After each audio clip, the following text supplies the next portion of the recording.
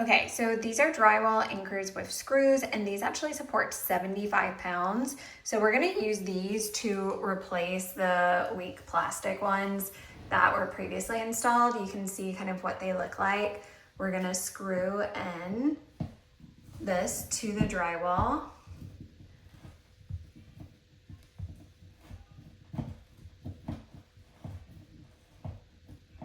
So our towel hook had been really wobbly before, so we realized that if we add the metal, then it hopefully will grip the wall and have a little bit better support and resist the pulls of our toddlers, so it is safer.